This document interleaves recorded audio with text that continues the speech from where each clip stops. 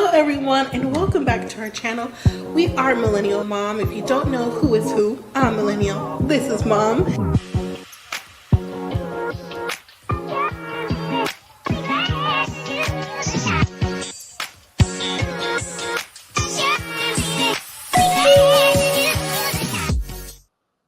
Hello everyone. Welcome back to our channel. If you're new here, I'm Mom or Kay from Millennial Mom, and today talk to you about 90 Day Fiancé, Happily Ever After, Season 9, Episode 13. It wasn't over.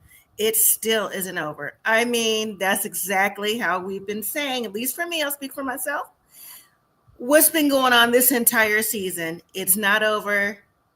It's still not over. Please give us the tell-all. But anyways, again, if you are new here, welcome back. Please consider subscribing to the channel. And also don't forget to hit that like button and share the video for other people who watch 90 Day Fiancé, whether they're your friends on other social networks such as Facebook or Instagram, TikTok, or wherever you watch. So thank you for joining. I appreciate it. And I'm going to go ahead and get started. Not going to keep us too long, but you never know. Not true. We won't be here long at all because things happen, but not really. But it's starting to pick up, which I do believe the show is coming to a conclusion. Regardless if you saw stuff on social media or not already, it should be coming to a conclusion because a lot of things we already know. But anyways, on this episode is Brandon and Julia, Darcey and Georgi, Yara and Jovi, with Alex and Loren, and then let's see, Jasmine and Gino and Gino's uncle Marco, and that was it for the people that's on the show. So I'm going to go ahead and get started with Brandon and Julia. Okay. Now, when I tell you, I am so over Brandon and Julia, Brandon's parents, the tension back and forth with them, and just everything that's going on. I'm just like, can we just please get to the finale? We already know she's pregnant. If you didn't know, spoiler, she's at least in her third trimester. Can we at least find out how they got to, not exactly how, but what made Julia change her mind when it came to, wanting to have a baby. So it's time for Julia's parents to fly back home. They live in Russia. So for them to pick up their connecting flight, they have to fly to New York. And so they're saying their goodbyes to Brandon's parents. And the topic of Julia wanting to sell her apartment in Russia to get some extra money so that her and Brandon can travel before any type of situations change, whether for them to grow in their relationship, for them to, possibly have a baby. That's what the conversation was. And Brandon and his parents, and even Julia's parents, but not as much as Brandon's parents were on her about, so if you do this, then you spend all the money, then what? And on top of that, Brandon seems to be the breadwinner, seems to be like the only one working or whatever. And so they're like, so what happens? Do you have enough time off to travel and all this stuff to reconnect? Because as it seems right now, as the show is going on, they don't have a lot going on. They don't even really seem like they're interested in each other. So Brandon and his parents seem to be, well, really his parents. But I wouldn't say they're coming down on Julia. They are, but they're not, because what they're telling her is correct. Like I just mentioned, like what's going to happen when you spend all the money. What's plan B? And Julia doesn't seem to like that. She's like, Brandon, you need to stick up for me. You know how Julia is. You need to stick up for me, Brandon, to your parents. Okay. Let them know you're on my side. This is what we want to do. And Brandon, to me, I can't pinpoint that look. I wish someone would tell me the look Brandon has on his face, but he definitely has a look. I just can't, I just can't point it out though. Yes, he's unsupportive, he's unromantic, but he also tends to lean on his family side of what is going on. He doesn't seem like he will stick up for Julia. Only after they have arguments and he comes back around, or whoever comes back the next day or next couple of days, they're like, oh, well, I had thought about it. You're right. I'm sorry. Who wants to keep hearing that all the time? But this is their relationship. To me, their relationship, Brandon and Julia, is toxic with a capital ick. Very, very toxic. So anyways, Julia's like, come on, tell her parents in Russian, let's go. So, they give a little wave, like, we'll see you later kind of thing. And Julia tells Brandon, listen, I ordered us a cab. I'm taking my parents to New York by myself. I'll see you when I get back. And Brandon's like, oh, that's what you want. He sulks a lot, right? But there's still like this look on his face I can't put my finger on. And I'm just like, ugh, here we go again, being toxic around not just your parents, but my parents. And we just had a renewal ceremony and things went left then too. I don't know how they do this. I know they're still on the younger side, but they're both 30. I think she's 30 and he's like 31 at the time of taping. But in my opinion, though, you've now reached the threshold of you can't say that they're too young. They're old enough to know better now. They've been together for a while. Time has moved on. I know just because time moves on, you don't necessarily get mature, but your mistakes are supposed to become farther and fewer apart, when it comes to things like that. So, like I said, I don't know what they got into or not. Like I said, I know what it takes to have a baby. I have two myself, but it's just, I don't know.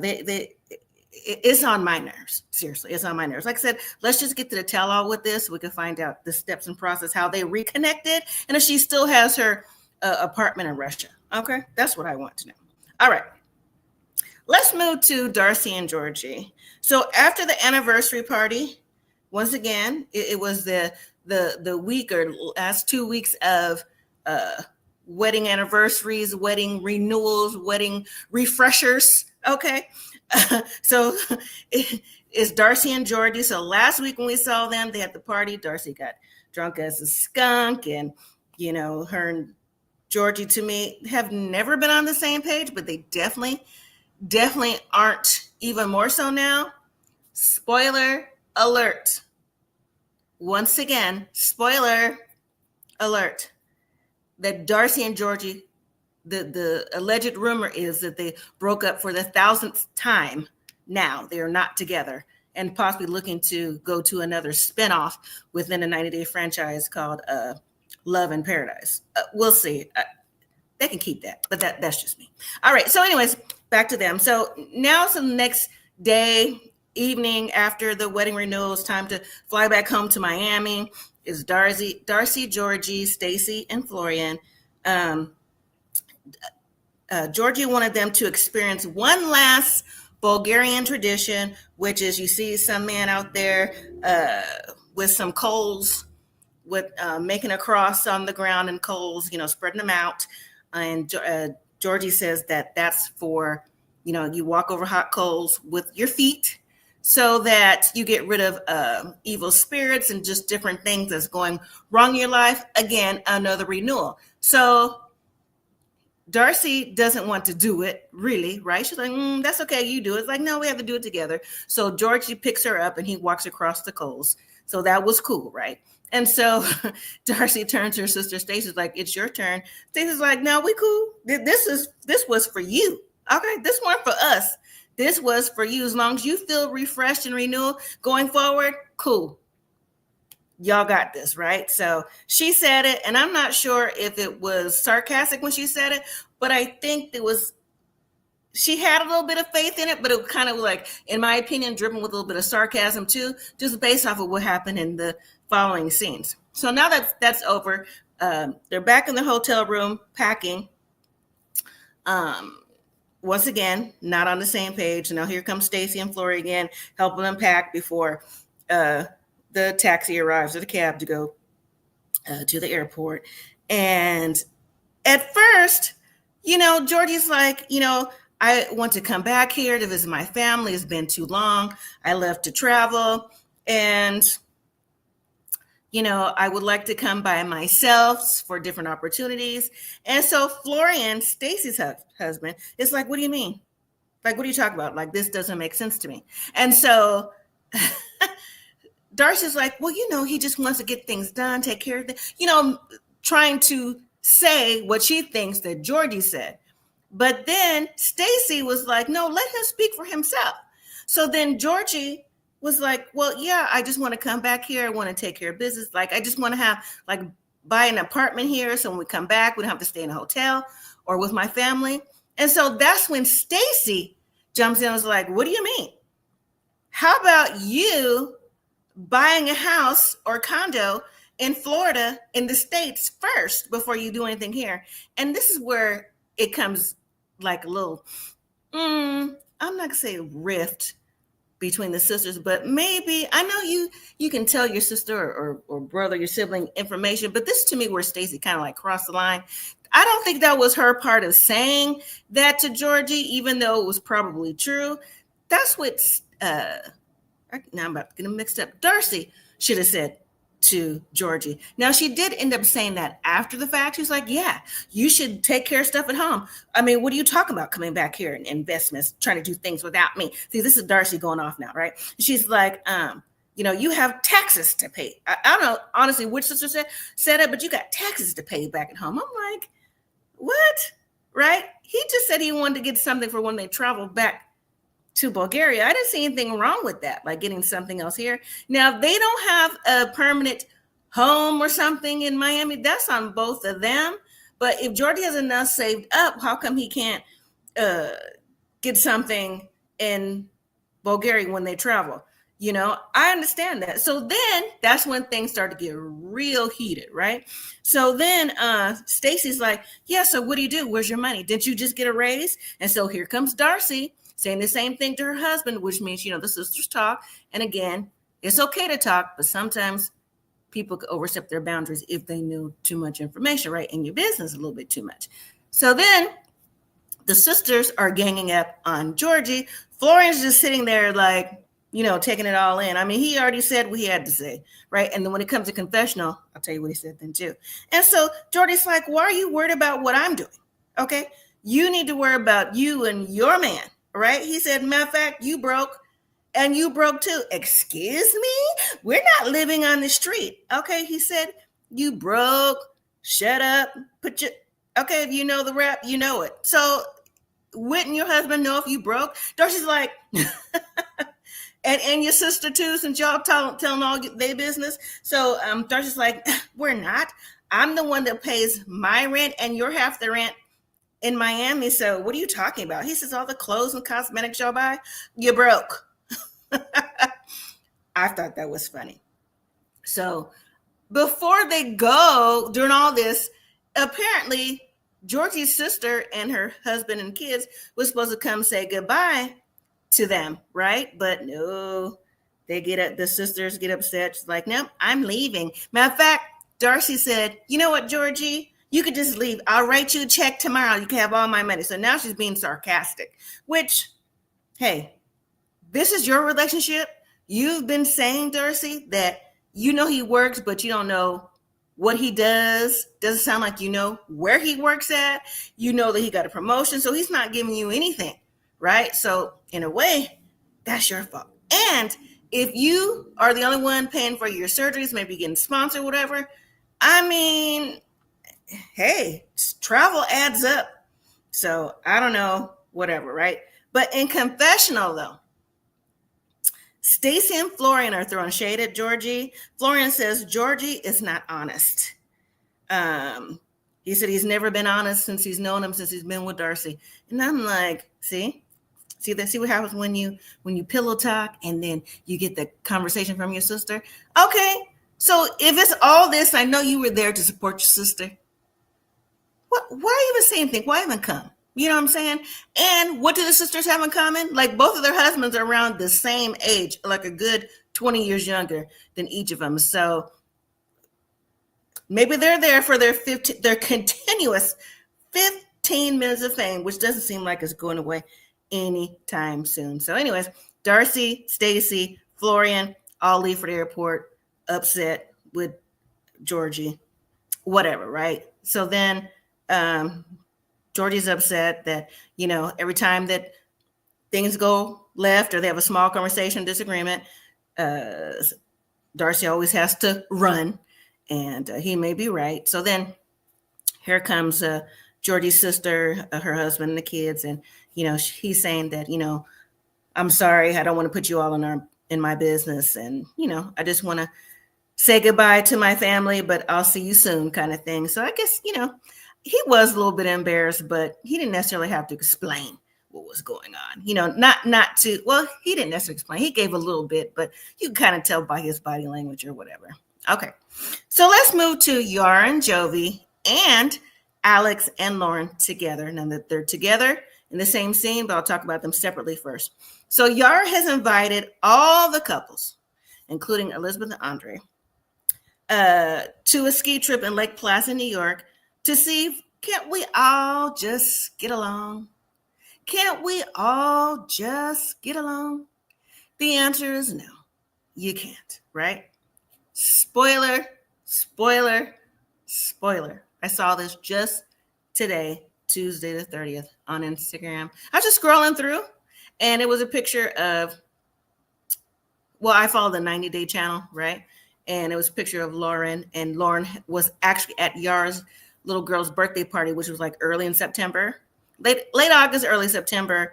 And it was like Ask Me Anything kind of deal. And it was like, someone asked Laura, are you friends with just one or two? Well, like I said, Yara was in the picture. She said just one. So clearly she's not friends with Elizabeth anymore. So maybe we'll see it play out again or hear more on the tele. So, but first we see Loren and her friend Noga at Loren's house talking while they're prepping for the kids' activity at school.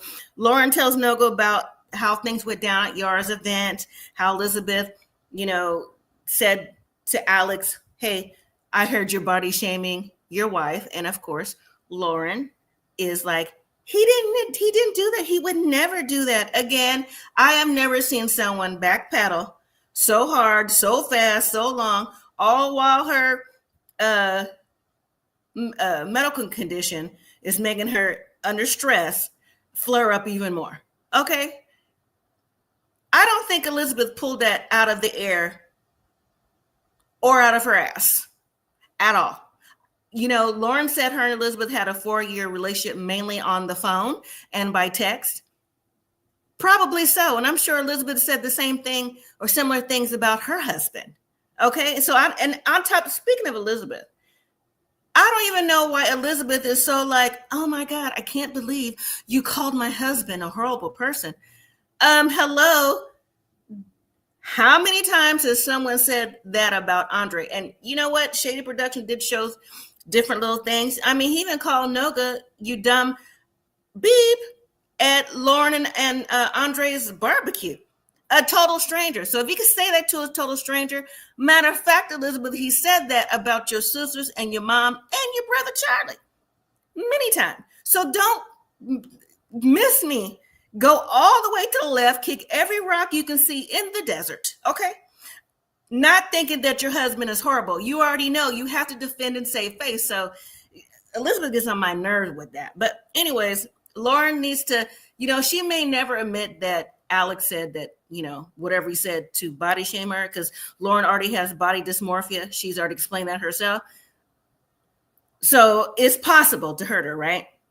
But Loren is telling Noga she's not sure if she wants to go on a trip because this may actually end the friendship with Elizabeth for good and things like that. And I'm like, it's already ended. I mean, the way that you describe the friendship, the way that you describe the meetup and things like that. I mean, what's left? You said you're so hurt. There's something you can't get past. So sometimes if you have to end a relationship, okay, fakety fake. People will come in to say they're a friend when really they were only an associate or someone who may have wanted something from you. I mean, I've experienced that myself twice and once recently. Okay. But that's what people do. who don't have the best intentions. They may be around for whatever their agenda is. So fakeity, fake, fake, fake. Okay. Anyways, so let's get past all that. So Loren and Alex decide to go on the getaway. In confessional, they're excited to get away. We got 3 young kids. We haven't been away in a while. Alex said, he likes the vacation, Loren, because things get spicy. I mean, if you're in a relationship, if you get to go away, things probably do get spicy. I mean, that's not a newsflash, but Alex makes it seem like, well, I guess if you have young kids like that, maybe things don't get spicy enough for Alex. So he's looking forward to what's to come. Now, later we see both couples separately arrive at the airport. They're both happy to be in vacation mode. And here's the thing, though. Why does Alex take a subtle dig at Yara's fashion choices? Now, out of all the people on this 90-day, Yara's choices are her choices, right? Everyone has their own little style. They call it like Miami, but hey, whatever, right? So once the couples meet up at like baggage claim to take the ride up to the mountains, because like I said, Lake Placid, I looked it up in New York, is a ski resort. And so Lauren's like, I already booked the car. Let me tell you something.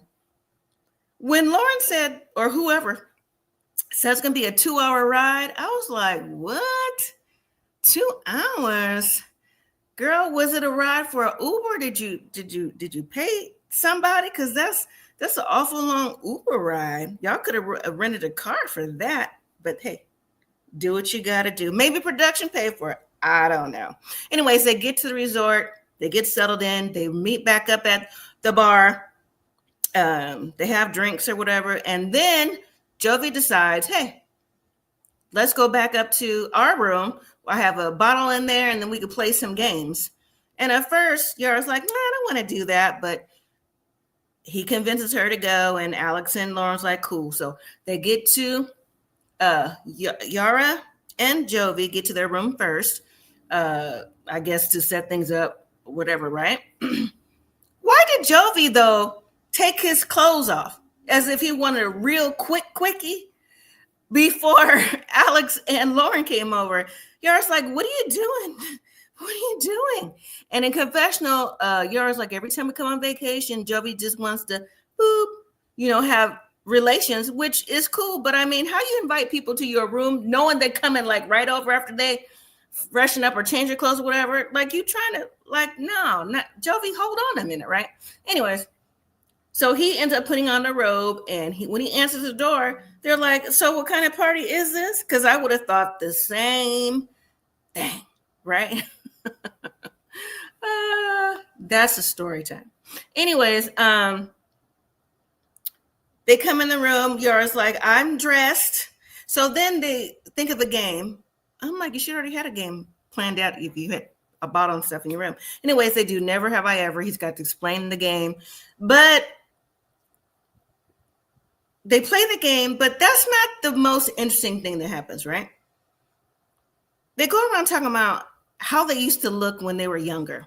So Lauren's like, I still look the same as if when I was in high school. She showed a picture on her phone, and she definitely does, right? She looks the same, just time has moved on. She's a little older. Alex showed what he looked like. He had like blonde hair and a piercing right here on his chin, stuff like that. And he said other piercings too. I think Jovi said he looked the same. But then Jovi's like, have you seen Yara's pictures? Oh my God, she's unrecognizable. You wouldn't know who she is. Like, her pictures are like, oh, she looks so much different now. I mean, really, Jovi? Really, that's how you feel? But then Jovi tried to clean it up. He's like, well, I'm not saying that's bad because you were younger then. I mean, everybody knows you had some work done, some cosmetic procedures, and you're sitting there and Alex and Loren just looking like, oh, wow. And Jovi's like, what? Like, what did I say? I'm like, really? Someone has to tell you what you said? You basically called your wife ugly. An ugly duckling until she had her surgery. Now, I will say, even before Yara's high school pictures, they showed her pictures. I mean, she was younger. I mean, she was young. She was in her teens. Everyone changes a little bit, right? Till now, I mean, to see Yara from not even her teenage pictures, from when they first came on 90 Day, about 4 years ago or so, till now, there's definitely been a change, but there's been a change with a whole lot of cast members, okay? I've said this before, 90 Day must be cutting, if you're recurring, must be cutting some good checks, okay? Because the enhancements are large and in charge, all right? So from her first appearance till now, she's had to cost, I mean, you can see there's a difference, but he didn't have to say, oh my God, she's unrecognizable. She was unrecognizable. But then Loren's like, oh, I'm tired, right? Okay, so they leave. And so once they leave, Jovi's still like, what did I say? Why are you so mad? And so Yara's sitting there, she's like, you didn't have to say that. You know, I've been in therapy for this. So apparently maybe Yara was bullied when she was younger. She went through therapy or whatever. And Jovi's like, I didn't say anything bad. And then Yara was like, maybe you should look in the mirror next time you talk about me. I'm like, okay. Because Jovi, I know beauty's an eye of the beholder, male or female, no matter who it is. Never a prize to me. Okay, but you're not married to me. You're married to Yara. Okay? It looked like, you know, maybe he could use some braces or whatever. I mean, he looks like what he looks like, right? Like I say, he don't have to be attracted to me, right? And so not only did Yara tell Jovi, look in the mirror, but she's like, and Mother Nature wasn't kind to you. I was like, mic drop right there. So I don't know. So this just goes to question how really their relationship is balanced. Like, is she really attracted to her husband, or is he really attracted to her? Like, she clearly has body issues too. And just, it was just so uncomfortable to watch. All right. Finally, let's do Jasmine and Gino. And then, so it's going to be Jasmine and Matt first, and then Gino, and then his family members after that. So let's get into Jasmine and Matt first. So just like Jasmine, I'm appalled by Matt still hemming and hawing that Jasmine is pregnant with a baby girl. Yeah, he said he, wanted a baby boy so, they could do things together. What makes you think you can't do things with a little girl? She don't have to be a tomboy, grow up to be a tomboy. You could do things with a little girl. You could go fishing, camping, teach her about sports. She could play softball, baseball, basketball, do anything, right? But no, Matt is fixated on this. But in the confession, he's like, I know it's 50-50, boy or girl. Shut up. Like, seriously, shut up, Matt. So when we see them next, they're at a store looking for baby clothes. But when they walk in, there's a section with like a display with hats on it. And why did Jasmine look like, oh, Papa Gino, look. I'm like, what do you think about Gino and his hats? I know Gino is known for his hats, but why are we talking about Gino in a baby store? You moved to Florida with Matt and you pregnant. Like, Gino should really be the last thing on your mind right now. Okay, I know Gino still holds a little something in there because, your immigration status and stuff like that. But that was a little inappropriate to me. So as they're going around picking out stuff for the baby, Matt's like, why are you picking out everything like pink? She's like, why? Because I like it or whatever, right? And so then Matt's picking up some baby boy outfits. And, Jasmine's like, why are you doing that? You think this baby is going to grow a penis? It's a baby girl, so why are you doing this? And then Jasmine explains to Matt, and we've heard this story if you followed 90 Day for a while. Jasmine has actually told this story to Gino a few seasons ago, how her father abandoned her when she was young because he didn't want a girl, he wanted a baby boy. And, she's just had that trauma along the way. And maybe that's why, she's attracted to the type of men that she's attracted to. And then Jasmine said she reached out to her dad as she got to college age to be like, hey, I graduated university, think he would be proud and want to, come back around because she still had room in her heart for her dad and just wanted to have that relationship. And he was still like, no, I don't want anything to do with you. So Jasmine's like, this is reminding me of my dad, and I'll be damned if my daughter goes through the same struggles I do. So if I figure out that you don't want to be here, it's over, right? And then Matt's trying to use the excuse, well, since I'm the oldest, I'm used to looking out for everybody. Jasmine's like, I'm the oldest too. Like, don't even try to make that an excuse, right? And so Jasmine gets upset and walks out the store. And Matt's she's crying everything. And then Matt, he actually takes the clothes and hangs all the clothes back up. He in a different section they got them from the 3 to 6 months to whatever size they were. And he does come back outside. Well, he's got to come back out anyways to see what's going on and drive home. And when he comes back out, Jasmine's like, to console Jasmine and everything. She's like, you didn't even bother buying any clothes?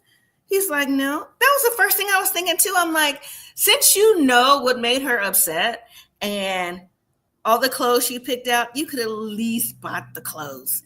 I thought that even before Jasmine did. And to me, it says, just like she had to explain to Matt in the store. But again, that's what happens when you have just, someone's a little younger than you who's not really, he was caught off guard that, he got his side piece, his djembe, that's it, his djembe pregnant on accident, right?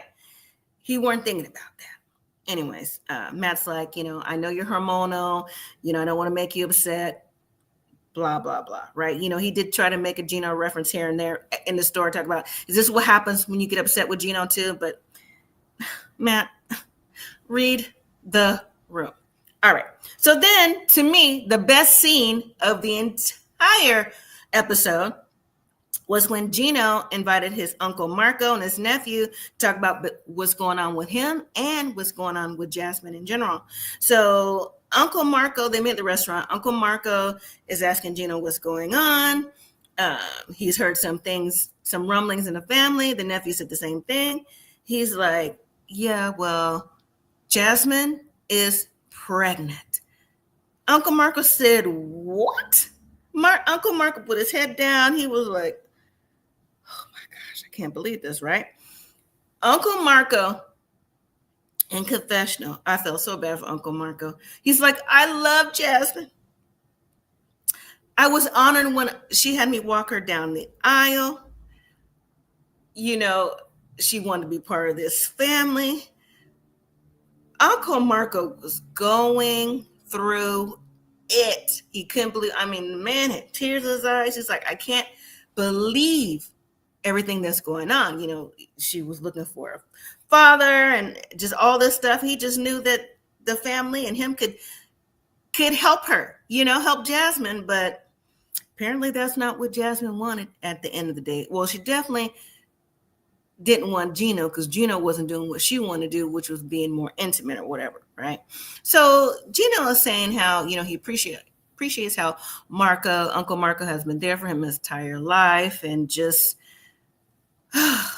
everything that's going on. He feels depressed and he just doesn't know what to do. When Uncle Marco said that he felt violated, I was like, how are you violated, Uncle Marco? I understand you being hurt, but violated? Okay. But that's what he said. And then he told Gino, he goes, you know what? I can imagine that you're hurt and you're hurt deep. I said, Uncle Marco, Gino might be hurt, but I don't think it's deep. Because where did Gino meet Jasmine? Okay. He met her on a sugar daddy website. That's what they say. So, she weren't the first one. But okay, Uncle Marco, go ride for your nephew. Okay. Till the wheels fall off. They said we palazzos. Okay. It was even on Uncle Gino's shirt. Uncle Marco's shirt. Palazzo. We palazzos. That's how we do it over here. We take care of our own. Okay.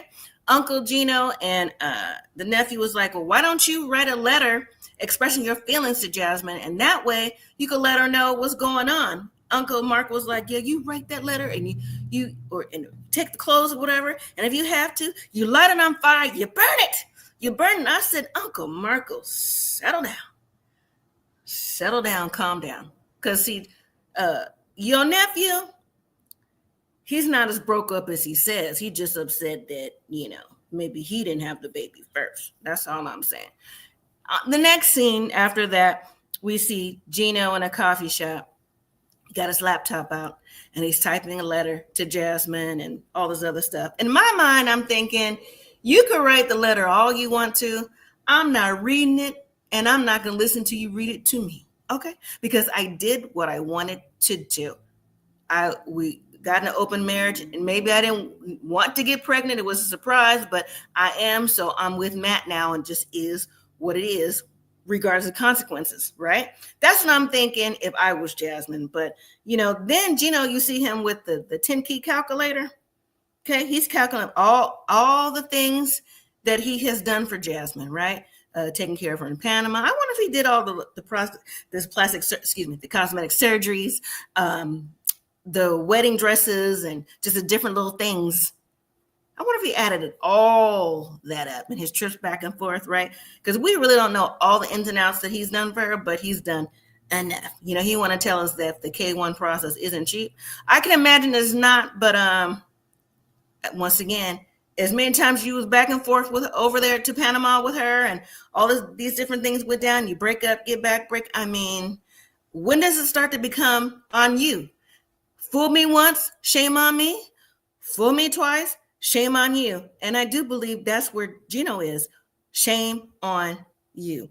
Anyways, Gino calculated $75,000 that Jasmine owed. I was like, whatever.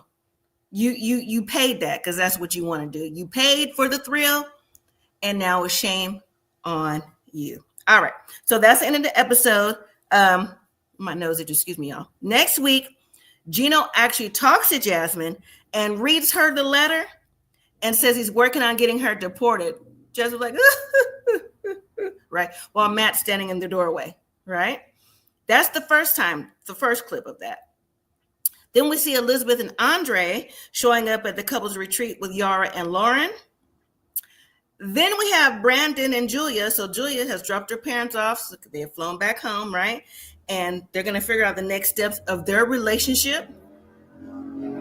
Sorry if you hear a motorcycle behind me because the window's open, right? And then we have Georgi and Darcey. I guess they're back in the States. They hash it out in front of her friends at dinner. Now, I wonder what she thinks the conversation, how nice and calm the conversation is going to be around her friends at dinner when she's doing the finger and the what he's not going to do and what he's not going to say. Like, who are you talking to, Darcey? Okay. And then finally, we have Jasmine and Matt in another scene. They're out with his friends, and the topic of his immaturity comes up, especially when it comes to her being pregnant with a baby, and not just a baby girl. So, all right, everybody. That was the end of the episode. Thank you for joining, whether you're on live or on the replay. And I'll see you on the next one. Until then, live simply, be grateful.